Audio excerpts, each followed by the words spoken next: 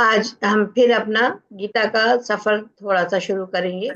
और जहाँ पे छोड़ा था, यानी हम 15वें अध्याय पर आज हैं, तो 15वें अध्याय से शुरू करेंगे।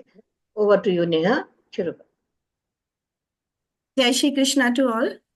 सभी लोगों को जय नमस्ते। श्री। हाँ जी। आज हम लोग लेके आए हैं भगवत गीता का चैप्टर 16। काफी आगे तक आ गए हम इस सफर में। लेकिन अब जो हमारे जितने चैप्टर आगे आ रहे हैं ना, उनमें वही सब बातें हैं जो हमने शुरू में ब्रीफ में पढ़ी थी।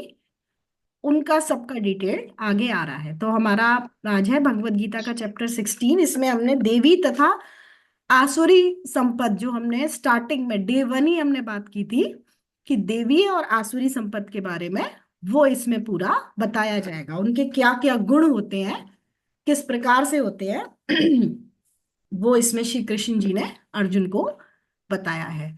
तो देवीय संपद आसुरी संपद के बारे में, जैसे पहले भी मैंने ये बात कही थी कि पहले जो युग होते थे उनमें देवीय देवता और असुर अलग अलग रहा करते थे, अलग अलग लोकों में रहते थे।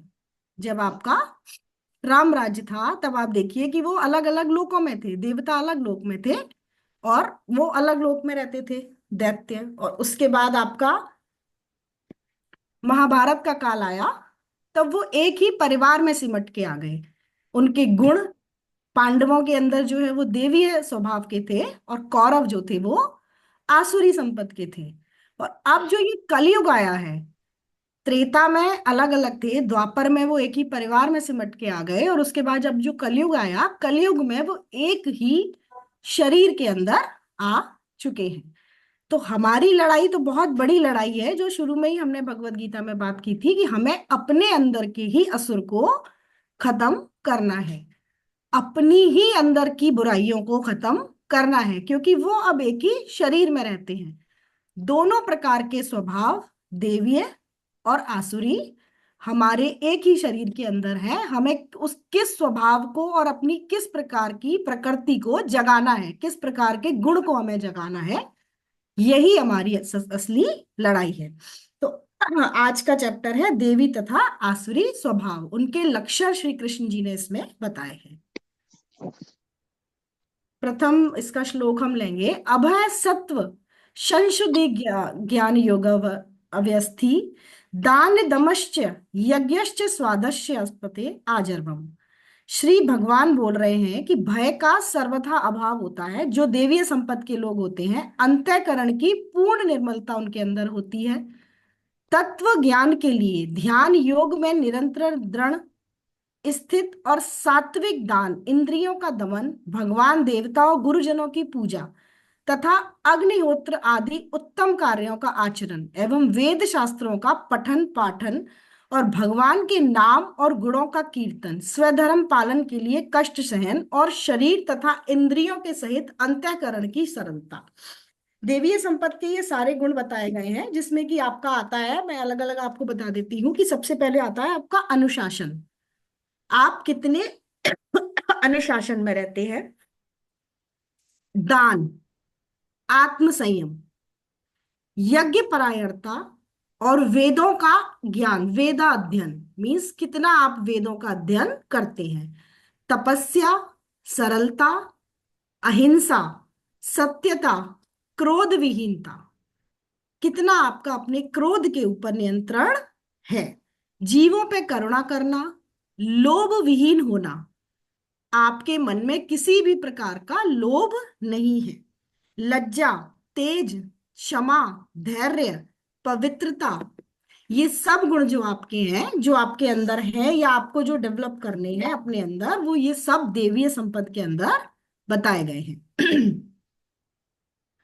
देखिए ये इसके सेकंड श्लोक में ये आ रहा है। अहिंसा, सत्य, काम क्रोधस्य त्यागः, शांतिर पेशुनम, दया भूतेष्व लोलुप्तः, मादर्व हीर चापलम। कि मन, वाणी और शरीर किसी प्रकार भी किसी को कष्ट न देना, मन से, वाणी से और शरीर से। यथार्थ और प्रिय भाषण, अपना अपकार करने वाले, जो आपके साथ अच्छा ना करे उस पर भी क्रोध का ना होना। कर्मों में कर्तापन के अभिमान का त्याग, जो हम बात करते हैं ना कि मैं और मेरा कुछ भी नहीं, जो मैं कर रहा हूं उसके अंदर अभिमान नहीं आपके अंदर। अंतःकरण की उपरति अर्थात चित्त की चंचलता का अभाव, किसी की भी निंदा न करना, सब भूत प्राणियों में हेतु रहित दया, इंद्रियों का विषयों के साथ संयोग होने पर भी उनमें आसक्ति का ना होना, कोमलता, लोक और शास्त्र से विरुद्ध आचरण में लज्जा और व्यर्थ चेष्टाओं का अभाव। अब देखिए यहाँ जो ये बात कही गई है कि इंद्रियों का विषयों के साथ संयोग होने पर भी उनमें आसक्त ना होना, ये बात आती है गृहस्थ लोगों के लिए। जैसे कि हम सभी जानते हैं कि 3 आश्रम बताए गए हैं आपके, कि 25 साल तक आपका जो है ब्रह्मचर्य बताया गया है, 4 आपके आश्रम बताए गए हैं, फिर आपका 50 साल की उम्र तक गृहस्थ बताया गया है, फिर आपका वानप्रस्थ बताया गया है। मीन्स आप 50 की उम्र के बाद वेदों का अध्ययन शुरू कर दें। और अगर किसी की 100 साल उम्र है, जो अब मुश्किल होती है, तो आखिरी के 25 साल जो आपके हैं वो संन्यास आश्रम के बताए गए हैं। तो जब आप गृहस्थ आश्रम में हैं तो गृहस्थ लोगों के लिए ये विधान है कि इंद्रियों के विषयों के साथ संयोग होने पर भी आसक्त न हो। यज्ञ और दान, ये 3 चीजें गृहस्थों के लिए बताई गई हैं, क्योंकि जो सन्यासी है, जो भिक्षा मांग के अपना भरण पोषण कर रहा है, वो दान नहीं कर सकता, वो यज्ञ नहीं कर सकता, वो इंद्रियों में लिप्त नहीं है। लेकिन गृहस्थ के लिए ये बताया गया है कि आप इंद्रियों में लिप्त हैं, लेकिन फिर भी आपका अपनी इंद्रियों के ऊपर कंट्रोल है।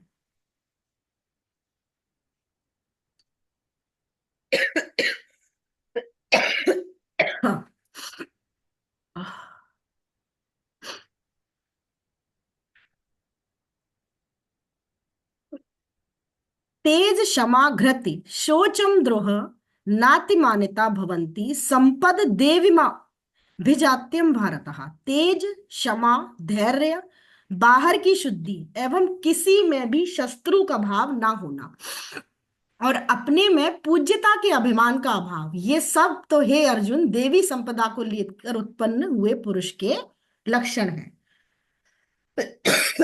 आपके अंदर क्षमा का भाव है, आपके अंदर धैर्य है, बाहर की शुद्धि एवं किसी में भी शत्रु का भाव ना होना। आप किसी को भी अपना शत्रु नहीं मानते, सबको समान दृष्टि से देखते हैं, और अपने अंदर पूज्यता मीन्स अपने को सर्वश्रेष्ठ ना मानना। ये सारे गुण जिस पुरुष के अंदर होते हैं वही दैवीय संपदा का माना जाता है। क्रोध ना होना आपके अंदर, किसी भी प्रकार से आप किसी के ऊपर भी, अहिंसा होना आपके अंदर, हिंसा नहीं करते हैं, जो भी है लिविंग नॉन लिविंग थिंग, जो भी, आप सबको समान दृष्टि से देखते हैं, और आप सबके अंदर ईश्वर के दर्शन करते हैं।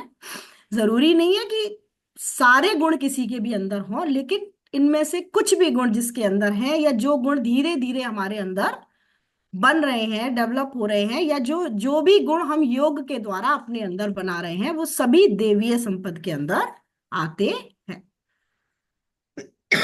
दंभो दर्पो अभिमानश्च क्रोध पारुष्यम च अज्ञान चाभिजात्यम पार्थ संपदा मासुरम। हे पार्थ, दम, घमंड और अभिमान तथा क्रोध, कठोरता और अज्ञान, ये सब आसुरी संपद के लक्षण हैं। अब प्रभु बता रहे हैं कि आसुरी संपद जो होती है उनके अंदर क्या क्या गुण होते हैं। एक तो वो दम्भी अभिमानी होते हैं, घमंड होता है, क्रोधी होते हैं, बहुत ज्यादा उनको क्रोध आता है, छोटी छोटी बातों पे क्रोध आता है, वो विनम्रता के साथ किसी के साथ नहीं बोलते, और वो अपनी इच्छा अनुसार हर कार्य करते हैं। और ये गुण जो है, ये बताया गया है भगवत गीता में कि ये गुण जो है वो गर्भ से ही आपके अंदर आते हैं। माता के गर्भ में ज्यों ज्यों वो बड़े होते हैं, उनके अंदर ये संपद जो है वो धीरे धीरे आनी शुरू हो जाती है। दैवीय संपद्यो भाष्यम निबंधि निबंधे आशुरी मता मां शुच संपदा दैव्यम विचात्यो असि पांडवा की। हे अर्जुन, देवी संपदा मुक्ति के लिए है और आसुरी संपदा बांधने के लिए है। इसलिए हे अर्जुन, तू शोक मत कर, क्योंकि तू देवीय संपदा को लेकर उत्पन्न हुआ है। तो अब अर्जुन के मन में ये सवाल आता है कि जो ये बता रहे हैं कि अहिंसा और क्रोध ना करना, किसी के भी लिए द्वेष का भावना रखना, वो सब तो मेरे अंदर भी आ रहा है। क्योंकि मैं क्या कर रहा हूं, मैं अपने ही परिजनों को मार रहा हूं, ये हिंसा है।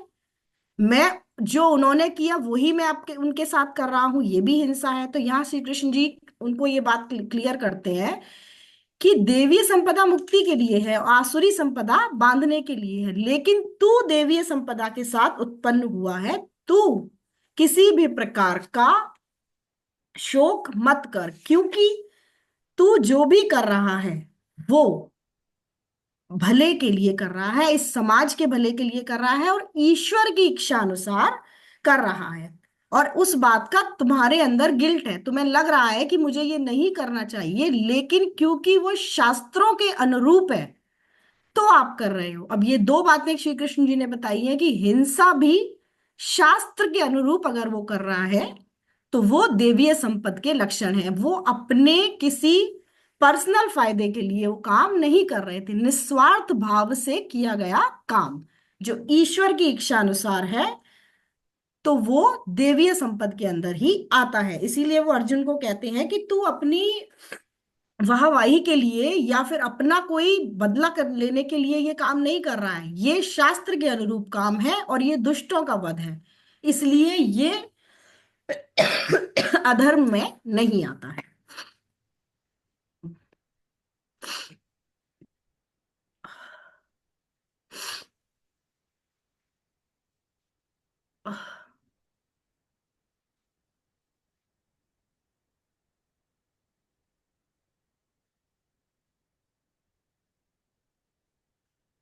कामाश्रिता दुष्पूरा दंभ मानिमा मोहाद मोहाद गित्वा सदग्रहण प्रवंते अशुचित्वा, कि वे दंभ मान और मद से युक्त मनुष्य किसी भी प्रकार का पूर्ण ना होने वाली कामनाओं का आश्रय लेकर अज्ञान से मिथ्या सिद्धांतों को ग्रहण करके और भ्रष्ट आचरणों को धारण करके संसार में विचरण करते हैं। तो इसमें आसुरी मनोवृत्ति का बारे में बताया गया है श्री कृष्ण जी ने कि यहाँ पर असुर जो होते हैं वो भौतिक भोग के लिए, अपनी अतृप्त इच्छाओं की पूर्ति के लिए क्षण भंगुर वस्तुओं को स्वीकार करते हैं। उन्हें कोई वेद का ज्ञान नहीं होता, ना वो वेद का ज्ञान लेना चाहते हैं।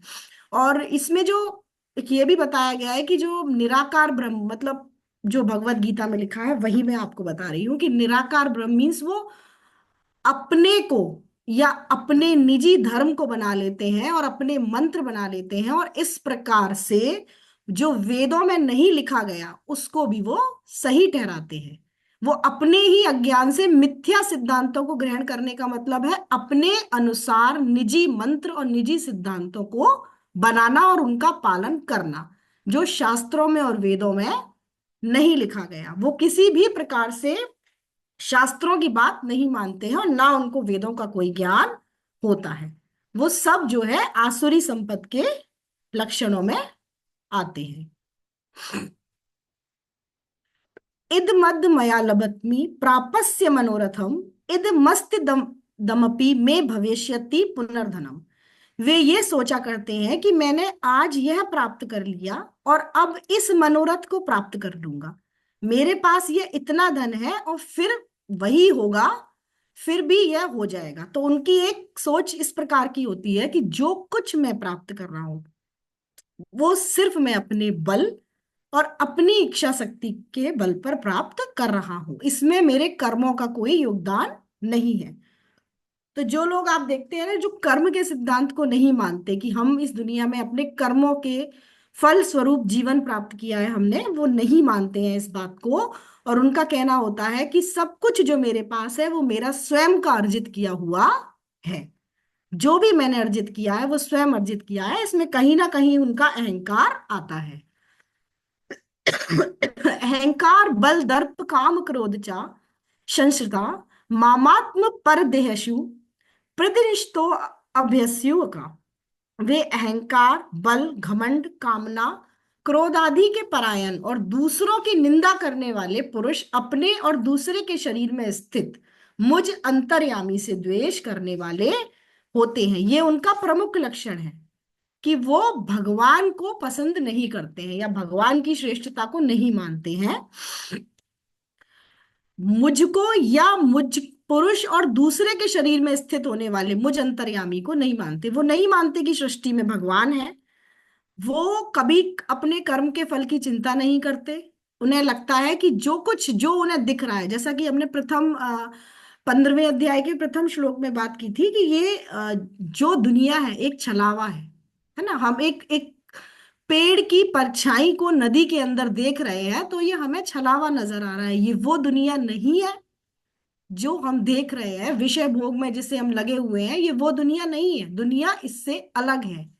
वो हमारे कर्मों के अनुरूप चल रही है, लेकिन हम जो देख रहे हैं वो छलावा है और वो इसी छलावे में अपना जीवन निकालते हैं। जैसे कि हमने बोला था कि आपके जो भी उसकी जो पत्तियां हैं, जो उसके कोपल हैं, वो आपके कर्म अनुसार आपकी प्रकृति के अनुसार बढ़ रहे हैं, लेकिन वो इस बात को नहीं मानते। वो पूर्ण रूप से इस बात को नकारते हैं कि ईश्वर का कोई अस्तित्व नहीं है, वेदों का कोई अस्तित्व नहीं है, कर्मों का कोई सिद्धांत नहीं है।